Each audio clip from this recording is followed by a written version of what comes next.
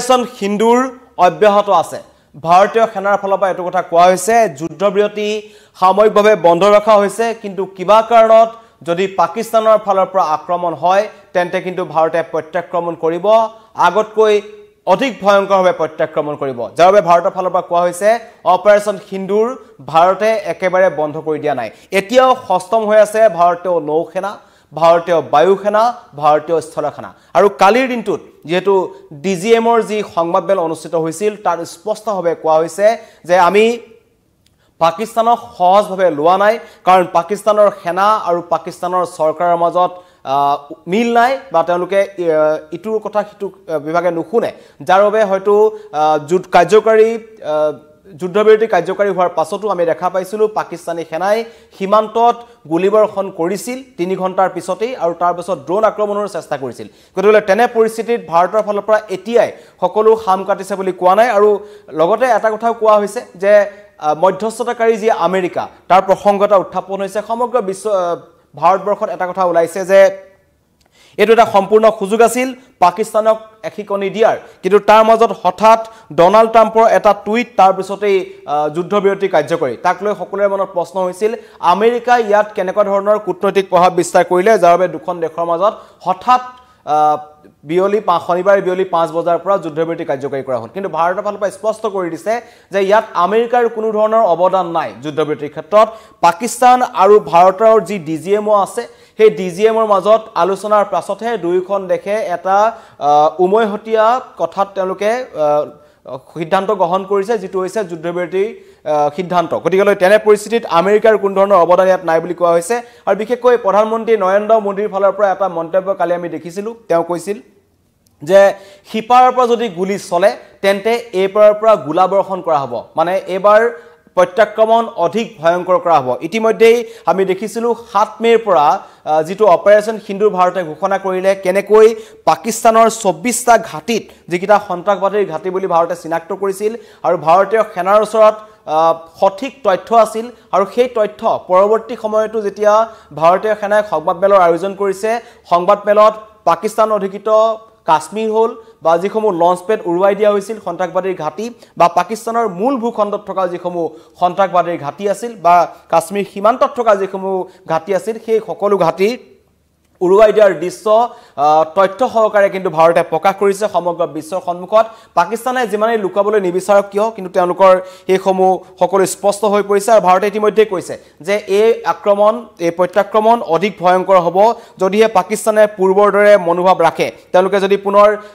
সীমান্তত যদি তেওঁলোকে যুদ্ধবিৰতি উলংঘা কৰি সাধাৰণ নাগৰিকক টাৰ্গেট কৰি লয় তেন্তে কিন্তু এইবাৰ পাকিস্তানৰ ৰক্ষা নাই আৰু বিশেষকৈ কৈছে যে আৰব সাগৰত এতিয়া সষ্টম হৈ আছে ভাৰতৰ নৌসেনা বাহিনী আৰু আজি দিনৰ 12 বজাত অত্যন্ত গুৰুত্বপূৰ্ণ এখন বৈঠক হ'বলৈ গৈ আছে পাকিস্তানৰ ডিজিএম আৰু ভাৰতৰ ডিজিএমৰ মাজত য'ত সীমান্তত যিবোৰ যুদ্ধবিৰতি উলংঘাকে ধৰি সীমান্তৰ ৰাইজৰ সুৰক্ষাক লৈ বিভিন্ন ধৰণৰ ক্ষেত্ৰত আলোচনা হ'ব আৰু লগতে কৈছে যে আমি পুনৰ দুইখন দেশৰ মাজত আলোচনা হোৱাৰ পাছত পাকিস্তানৰ নিজৰ তেওঁলোকৰ যি ক্ষয়ক্ষতি হৈছে বুলি তেওঁলোকে কৈ আছে সমগ্ৰ বিশ্বৰ সন্মুখত তেওঁলোকে দেখুৱা বিচাৰিছে যে ভাৰতে তেওঁলোকক আক্ৰমণ কৰিছে তেওঁলোকৰ সাধাৰণ ৰাইজক আক্ৰমণ কৰিছে ভাৰতীয় সেনাৰ ফালৰ পৰা কোৱা হৈছে ডিজিএমৰ ফালৰ পৰা কোৱা হৈছে যে আজিৰ বৈঠকত পাকিস্তানে প্ৰমাণ দিয়ক যে পাকিস্তানৰ সাধাৰণ নাগৰিকক ভাৰতে আক্ৰমণ কৰিছে বা পাকিস্তানৰ সেনাৰ ঘাটিত ভাৰতে আক্ৰমণ কৰিছে তেনেকুৱা কিছুমান তথ্য ভাৰতে পাকিস্তানৰ পৰা আজি বৈঠকখনত বিচাৰিব আৰু লগত কৈছে ভাৰতে আৰু এটা কথা স্পষ্ট কৰি দিছে যে আমি পৰৱৰ্তী পদক্ষেপ কেনেকৈ গ্ৰহণ কৰিম যদিহে পাকিস্তানে আক্ৰমণ কৰে তেনে পৰিস্থিতিত ভাৰতে কেনেকৈ প্ৰত্যাক্ৰমণ কৰিব সকলো কিন্তু ৰেডি হৈ আছে সকলো প্ৰস্তুত কৰি থোৱা হৈছে গতিকে সময় নালাগে ভাৰতৰ প্ৰত্যাক্ৰমণ কৰিবলৈ যাৰ বাবে ভাৰতৰ ফালৰ পৰা কৈছে সাময়িকভাৱে যুদ্ধবিৰতি কাৰ্যকাৰী হৈ আছে কিন্তু যদিহে পাকিস্তানে যুদ্ধবিৰতি উলংঘা কৰে তেন্তে অপাৰেশ্যন সিন্দুৰ এতিয়াও কিন্তু অব্যাহত আছে অপাৰেশ্যন সিন্দুৰ এতিয়াও বন্ধ কৰি দিয়া নাই অপাৰেশ্যন সিন্দুৰৰ বাবে ভাৰতৰ তিনিও সেনা নৌসেনা বায়ুসেনা স্থলসেনা তিনিজন সেনাপ্ৰধানৰ লগত কালি প্ৰধানমন্ত্ৰীৰ এখন উচ্চস্তৰীয় বৈঠক অনুষ্ঠিত হৈছিল সিডিএছ অনিল চৌহান তাত উপস্থিত আছিল আৰু তাৰ পিছতে তেওঁলোকে কৈছে বায়ুসেনা প্ৰধানে কৈছে যে আমি যুদ্ধৰ বাবে সাজু হৈ আছো যদিহে পাকিস্তানে সন্ত্ৰাসবাদীৰ হাতত ধৰি বা চীন তুৰস্ক এনেকুৱা দেশৰ উচ্চতনত আহি পুনৰ ভাৰতক আক্ৰমণৰ অপচেষ্টা চলাই তেন্তে কিন্তু এইবাৰ পাকিস্তানক উচিত প্ৰত্যুত্তৰ দিয়া হ'ব গতিকে আজি 12 বজাৰ অত্যন্ত এখন গুৰুত্বপূৰ্ণ এটা দিশ আছে এখন বৈঠক আছে এই বৈঠকখনৰ পিছতে ডিজিএমৰ যিখন বৈঠক আছে সেই বৈঠকখনৰ পাছতে কিন্তু সকলো স্পষ্ট হ'ব ভাৰত আৰু পাকিস্তানৰ স্থিতি কাৰণ কালিৰ পৰা আমি দেখিছো সীমান্তত পাকিস্তানৰ ফালৰ পৰা গুলিবৰ্ষণ হোৱা নাই যাৰ বাবে সীমান্তত স্বাভাৱিক অৱস্থা ঘূৰি আহিছে আৰু স্বাভাৱিক অৱস্থা ঘূৰি অহাৰ পিছতে একাংশ লোক তালৈ যিসমূহ লোক সীমান্তৰ পৰা আঁতৰি গৈছিল নিৰাপদ স্থানলৈ গৈছিল তেওঁলোক কিন্তু লাহে লাহে নিজৰ ঘৰলৈ আহিবলৈ আৰম্ভ কৰিছে স্বাভাৱিক অৱস্থা এটা ঘূৰি আহিছে বুলি ক'ব পাৰি কিন্তু ভাৰতৰ ফালৰ পৰা কোৱা হৈছে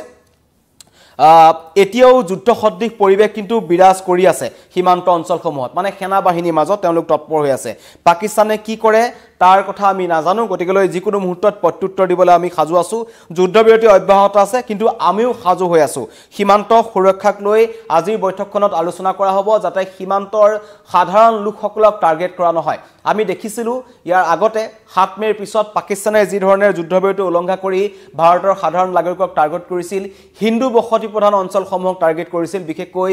উৰিৰ লাগামা গাঁওখনক টাৰ্গেট কৰিছিল তাৰ বহু ব্যৱসায়িক প্ৰতিষ্ঠান গোলাবৰ্ষণত বা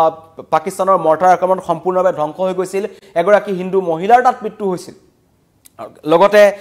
সীমান্তত 26 জনতকৈ অধিক নিৰীহ ভাৰতীয় লোকে প্ৰাণ হেৰুৱাব লগা হ'ল বহু লোকে ঘৰবাৰী হেৰুৱাব লগা হৈছে গতিকে তেনে পৰিস্থিতিত ভাৰতে এটা কথা স্পষ্ট কৰিব বিচাৰিছে পাকিস্তানৰ ফালৰ পৰা যাতে সীমান্তত পুনৰ যুদ্ধবিৰতি উলংঘা নহয় যদিহে যুদ্ধবিৰতি উলংঘা হয় প্ৰয়োজনত কিন্তু ভাৰতে পুনৰ অপাৰেচন সিন্দুৰ আৰম্ভ কৰিব আৰু এবাৰ পাকিস্তানে আঠু কাহিও কিন্তু তত নাপাব কাৰণ এবাৰ পাকিস্তানে যথেষ্ট কূটনৈতিক এখন খেল খেলিছে তেওঁলোকে আমেৰিকা এনেকুৱা ধৰণৰ দেশৰ শৰণাপন্ন হৈছে যিসমূহ মধ্যস্থতাকাৰী ৰূপত ভাৰতলৈ আহিল আৰু অহাৰ পিছত ভাৰতেও সমগ্ৰ বিশ্বৰ সন্মুখত ভাৰতৰ যেটো চৰিত্ৰ ভাৰতে যিদৰে এখন দায়িত্বশীল দেশ হিচাপে বিশ্বৰ মানচিত্ৰত নিজৰ স্থিতি আছে ভাৰতৰ সেই স্থিতি বাহাল ৰাখিবৰ বাবে তেওঁলোকে প্ৰথমতে আক্ৰমণ বন্ধ কৰিছে ভাৰতে আৰু যি যুদ্ধবিৰতি আছিল যুদ্ধবিৰতি বন্ধ কৰিছে কাৰণ আমি দেখিছিলো যে পাকিস্তানৰ ওপৰত 7 মেৰ ড্ৰোন আক্ৰমণৰ পিছতেই পাকিস্তানৰ অৱস্থা কি হৈছিল তেনে পৰিস্থিতিত যদি ভাৰতৰ সেনাই বা ভাৰতৰ নৌসেনা বায়ুসেনা স্থলসেনা তিনি সেনাই যদি কিবা কাৰণত পাকিস্তানৰ ওপৰত আক্ৰমণ কৰে তেন্তে পাকিস্তানৰ কি অৱস্থা হ'ব সেইটো সহজে অনুমান কৰিব পাৰি কিন্তু আজিৰ দিনটোত 12 বজালৈকে অপেক্ষা কৰিব লাগিব 12 বজাত অত্যন্ত গুৰুত্বপূৰ্ণ এখন বৈঠক আছে যিখন ডিজিএমৰ দুখন দেশৰ ডিজিএমৰ মাজত অনুষ্ঠিত হ'ব আৰু পিঅকে এবাৰ ভাৰতৰ ফালৰ পৰা আৰু এটা গুৰুত্বপূৰ্ণ কথা কোৱা হৈছে ৰাজনাথ সিঙে এইটো কথা কৈছিল আৰু ভাৰতীয় সেনাই এইটো কথা কৈছে প্ৰয়োজন হলে পিঅকে যিখন পাক অধিকৃত কাশ্মীৰ ভাৰতে এবাৰ কিন্তু লৈ পেলাব কাৰণ তাৰ পৰাই সন্ত্ৰাসবাদী কাৰ্যকলাপসমূহ চলি আছে দীৰ্ঘদিন ধৰি চলি আছে সকলো তথ্য আমাৰ ওচৰত আছে ভাৰতীয় সেনাৰ ওচৰত আছে পেহেলগামৰ আক্ৰমণ হওক উৰি হওক পুলৱামা হওক সকলো যিসমূহ কাশ্মীৰ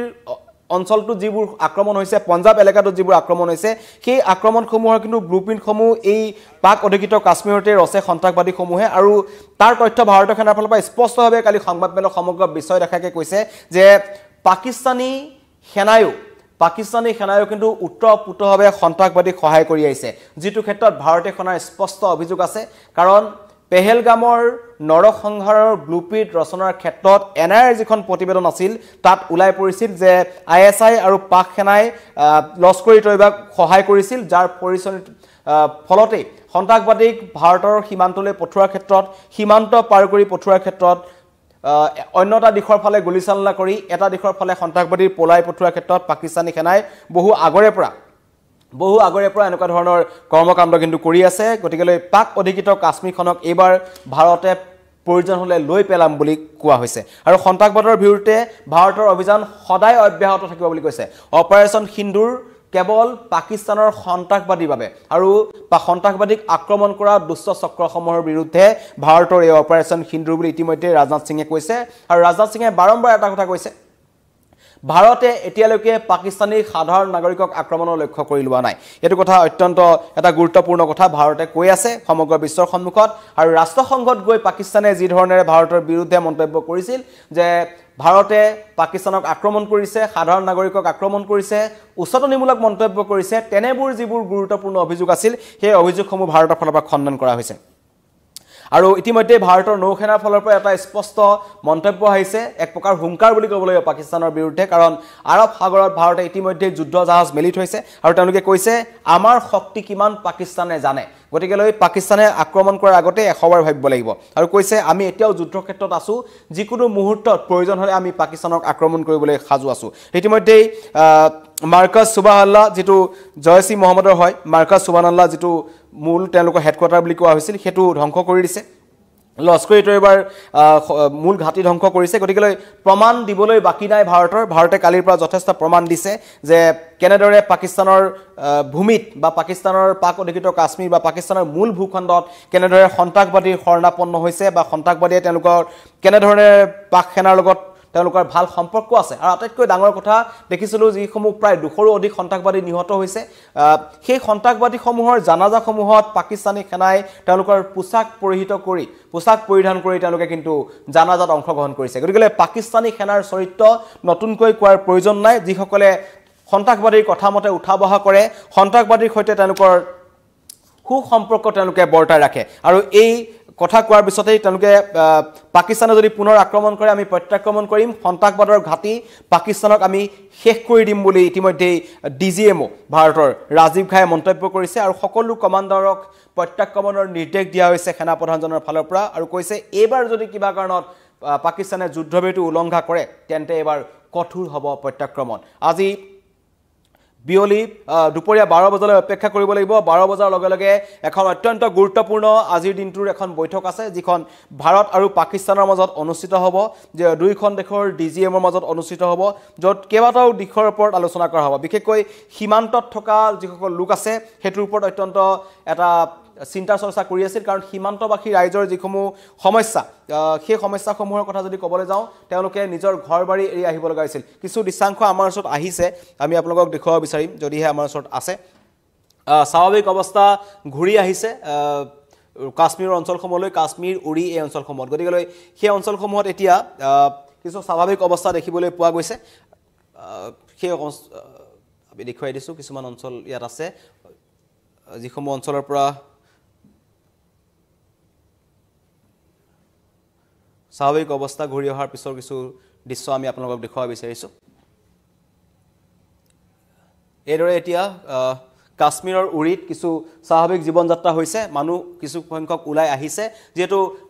পাক সেনাই নিৰ্বিচাৰ গুলীচালনা কৰি আছিল যাৰ কাৰণে যথেষ্ট সংখ্যক লোকৰ ঘৰবাৰী তেওঁলোকে হেৰুৱাব লগা হৈছে আৰু বহু লোকে বৰ্তমানো আশ্ৰয় শিবিৰত আছে এইদৰে ৰাজপথত খেৰেঙা সাধাৰণ ৰাইজৰ উপস্থিতি কিন্তু তথাপিও এতিয়া কিছু খাম কাটিছে কিছু শান্ত হৈছে নিৰ্বিচাৰ গুলি চলি থকা নাই দুই এখন পৰ্যটকৰ বাহনো চলিছে এয়া হৈছে উৰিৰ দৃশ্য কাশ্মীৰৰ দৃশ্য পঞ্জাবৰ দৃশ্য কিছু আহি পৰিছে এইসমূহ দৃশ্য এতিয়া দুই এজন লোক ৰাজপথলৈ ওলাই আহিছে কাৰণ পাকিস্তানে আৰু ভাৰতৰ মাজত যি যুদ্ধবিৰতি কাৰ্যকৰী হৈছে কাৰণ মানুহ ওলাই আহিবলৈ ভয় কৰা হৈছিল আৰু প্ৰশাসনৰ ফালৰ পৰা হাই এলাৰ্ট জাৰি কৰা হৈছিল যে কোনো কাৰণত যাতে সাধাৰণ ৰাইজ পৰাপক্ষত ওলাই নাহে কাৰণ যিকোনো মুহূৰ্তত পাকিস্তানৰ ফালৰ পৰা ড্ৰোন আক্ৰমণৰ আশংকা আছিল আৰু পাকিস্তানে বিগত 40 ঘণ্টাত প্ৰায় 400ৰো অধিক ড্ৰোন তেওঁলোকে ভাৰতলৈ নিক্ষেপ কৰিছিল লগতে তেওঁলোকে ৰকেট নিক্ষেপ কৰিছিল মৰ্টাৰ আক্ৰমণ কৰিছিল আৰু পাকিস্তানী সেনাই কাপুৰুষালি কৰি সীমান্তত সাধাৰণ ৰাইজৰ ওপৰত তেওঁলোকৰ বীৰত্ব প্ৰদৰ্শন কৰিছিল যাৰ ফলত যথেষ্ট অসুবিধাৰ সন্মুখীন হৈছিল সীমান্তত থকা লোকসকলৰ কিন্তু এতিয়া পৰিস্থিতি খাম কাটিছে আৰু ভাৰতৰ প্ৰধানমন্ত্ৰী নৰেন্দ্ৰ মোদীয়ে কৈছে এইবাৰ যদি সিপাৰৰ পৰা গুলি চলে তেন্তে এইবাৰ প্ৰত্যাক্ৰমণ অধিক ভয়ংকৰ হ'ব পিয়কে পাকিস্তানৰ হাতত হয়তো নাথাকিব পাৰে কাৰণ পাকিস্তানৰ পাক অধিকৃত কাশ্মীৰৰ পৰা ভাৰতক যিমানসমূহ আক্ৰমণ কৰি থকা হৈছে এটা তথ্য ভাৰতে আন্তঃৰাষ্ট্ৰীয় ক্ষেত্ৰতো দেখুৱাই আছে ৰাষ্ট্ৰসংঘতো তেওঁলোকে দি আহিছে পাকিস্তানকো বাৰম্বাৰ দি আহিছে কিন্তু মিছলীয়া পাকিস্তানে বাৰম্বাৰ এইবোৰক নৎসাত কৰি আহিছে কিন্তু তাৰ পাছতো তেওঁলোকে অতি গোপনে একাংশ সন্ত্ৰাসবাদীৰ লগ লাগি তেওঁলোকে ভাৰতৰ বিৰুদ্ধে ষড়যন্ত্ৰ কৰি গৈছে যাৰ বাবে এতিয়া উপায়ন্তৰ হৈছে ভাৰতে কৈছে অপাৰেচন সিন্দুৰ অব্যাহত থাকিব সন্ত্ৰাসবাদ থকালৈকে ভাৰতে যুঁজ কৰি যাব আৰু ভাৰতৰ বিৰুদ্ধে যিবোৰ শক্তিয়ে এনেকুৱা ধৰণৰ ভাৰতক অশান্ত কৰাৰ চেষ্টা কৰে বা 26 জনকৈ পৰ্যটকক যেনেদৰে হত্যা কৰা হ'ল পেহেলগামত তেনেকুৱা ধৰণৰ যদি নাৰকীয় কাণ্ড সংঘটিত কৰিবলৈ পাকিস্তানে পুনৰ কৰে তেন্তে এইবাৰ কিন্তু পাকিস্তানৰ নিস্তাৰ নাই অপাৰেচন